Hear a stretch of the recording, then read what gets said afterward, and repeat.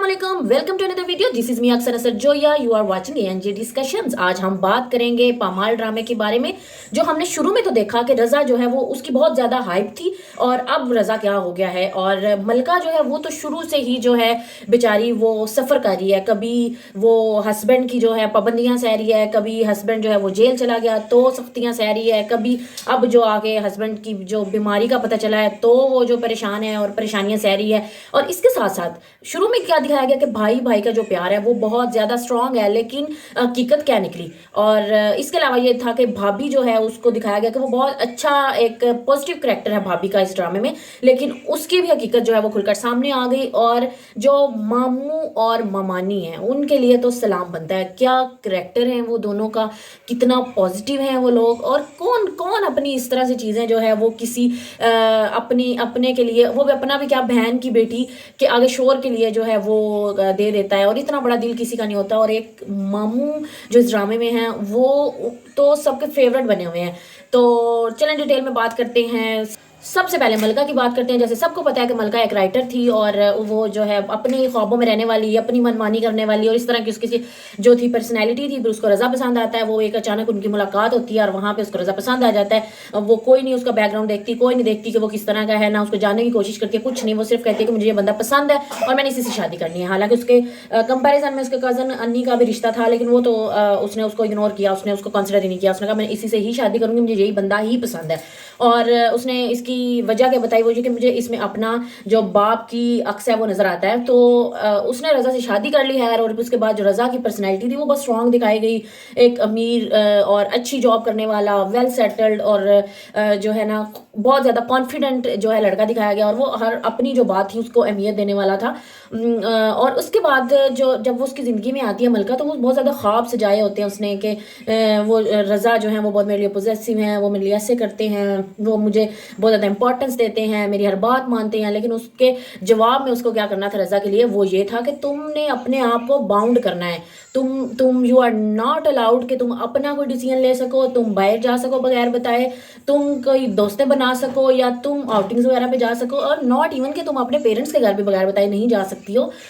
और तो वो लेकर जाएगा अपनी सुपरविजन में और फिर वापस भी लेकर आएगा अपनी सुपरविजन में। वो तो खैर बहुत ज़्यादा हो गया था।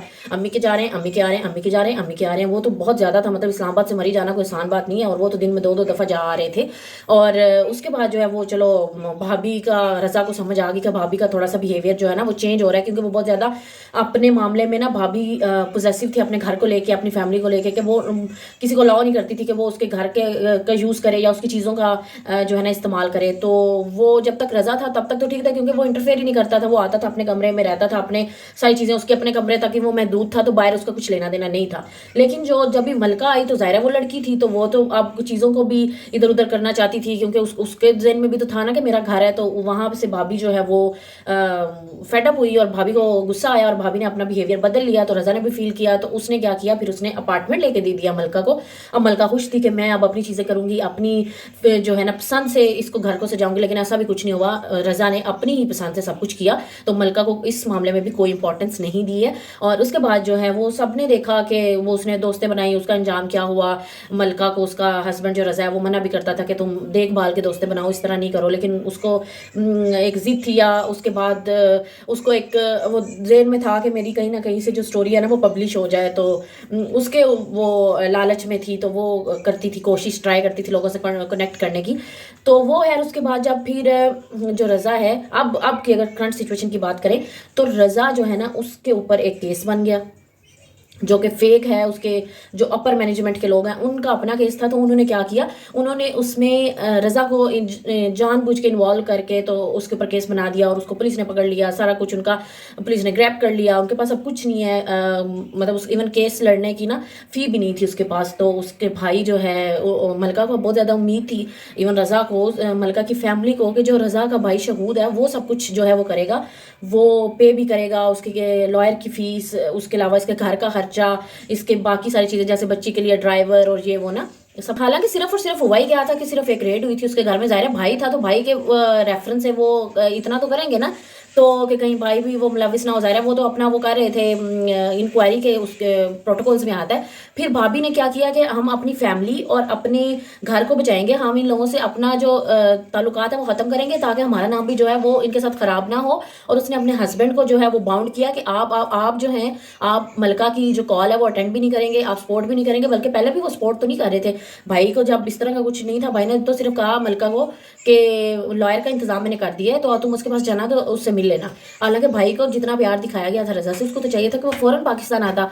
और क्या भाई को नहीं पता था कि मेरा भाई जो है वो गुनाह उसने किया है, या वो उसका कितना कसूर है, या वो बेगुनाह है या क्या। और उसके बाद जो है उसने तब भी कुछ नहीं किया। फिर उसने लॉयर के पास भेजा, तो फ़ी तो ऑनलाइन पे करनी होती है, तो क्या भाई ने तब भी ऑनलाइन भी पे नहीं की है, उसने वो मलका ने खुद ही, उसके मामू ने जो है वो पे की है। और फिर मलका उसके घर, वो ड्राइवर का भी रजा ने उसको कहा, तो भाभी को कहने गई, तो उसके बाद भी भाभी ने फिर मना कर दिया, खुद डायरेक्ट भी, और हस्बैंड को भी मना कर दिया। वो तो चलो बाद की बात है ना, लेकिन पहले भी वो नहीं कर रहा था।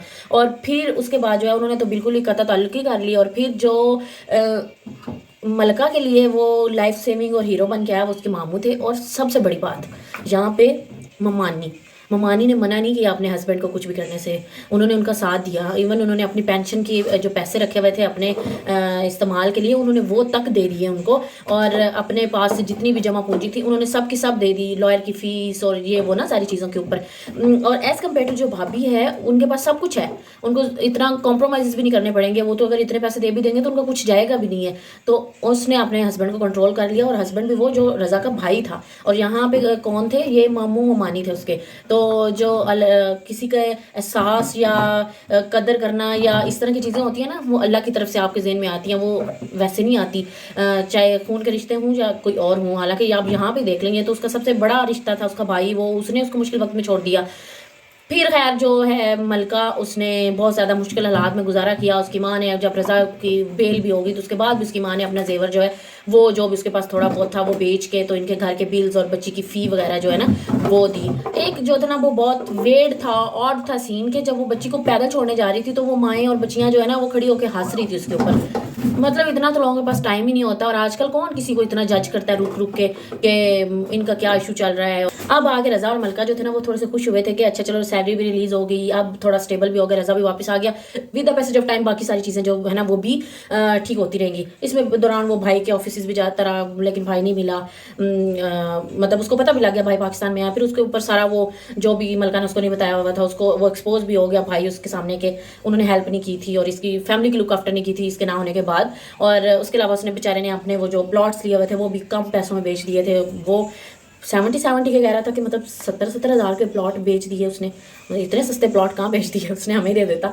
और फिर वो चलो अब वो खुश होकर रहने ही लगे थे कि वहाँ पे दरमियान में अब जी उन बेचारों पे फिर एक और मुश्किल आ गई है, वो उसकी बीमारी की है जो ट्यूमर डायग्नोज हुआ है। और भाई की मैं समझ नहीं आई कि तुम्हें खुद नहीं अपने भाई पे एतबार, तो मैं एक बंदा आया तुम्हारा रैंडम सा कोई फ्रेंड है, उसने आके तुम्हारे सामने बात की है और तुम फौरन से उसकी बात पे लग गए हो, तो तुम्हें यकीन आ गया कि हाँ मेरा भाई जो है ना वो अब बेकसूर नहीं है, तो मैं उसके साथ दोबारा सुलह करने चला जाता हूँ। तो वो फिर उसके घर गया तो उसको पता लगा हॉस्पिटल है, तो फिर उसने वो टेस्ट वगैरह किए। चलो वो जब उस पर उसको पता लगा तो वो वाकई बहुत ज़्यादा जो था ना इमोशनल सीन था जब उसका भाई रो रहा था। और वो वाकई में ही सही वो जो है उसको फील हो रहा था अंदर से कि मेरे से क्या हो गया है, और उसको अपनी गलती का एहसास सही नज़र आ रहा था। और बहुत बहुत ज़्यादा अच्छी एक्टिंग थी यहाँ पे। और जो सबा कमर की और उस्मान मुख्तार की एक्टिंग है वो तो वैसे ही बहुत ज़्यादा अच्छी है ना, ज़रा भी नहीं लग रहा कि ये ड्रामा है। लेकिन जब इस तरह के इमोशनल सीन्स और इस तरह अब आके जो इस तरह की चीज़ हुई है ना, फिर इतना ज़्यादा लोगों को इसने हर्ट किया। और लोग फिर कमेंट्स में लिख रहे थे कि शुक्र है ये ड्रामा है, हम तो इस तरह की चीज़ देख ही नहीं सकते। अल्लाह सबको अपने हिफ्ज़-ए-मान में रखे, सबको किसी को के साथ भी इस तरह का वक्त ना आए। लेकिन ये ड्रामा वाकई में बहुत ज़्यादा इमोशनल हो गया है। और अब वो जो सबा का अगला था प्रोमो में दिखाया कि अम्मी मैं तो इस घर को बचाने के लिए मैंने बहुत ज़्यादा कॉम्प्रोमाइज़ किए हैं। बेचारी ने किए तो हैं जो पहले मैंने डिस्कस भी किए हैं और आपने ड्रामे में भी देखे हैं कि कितना ज़्यादा उसकी माँ हमेशा कहती थी अपना घर बचाओ, अपना घर बचाओ, अपना घर बचाओ। तो उसने घर बचाने के लिए क्या कुछ नहीं किया, और अब उसके सामने ये सिचुएशन आ गई है। तो लेट्स सी क्या होता है, देखते हैं। अगली एपिसोड आएगी तो पता लगेगा। तो तब तक के लिए मुझे दीजिए इजाज़त। अगर आप चैनल पे न्यू हैं तो जल्दी से चैनल को सब्सक्राइब कर दें, वीडियो को लाइक और शेयर करना मत भूलिएगा। मिलेंगे अगली वीडियो में, तब तक के लिए अल्लाह हाफिज़।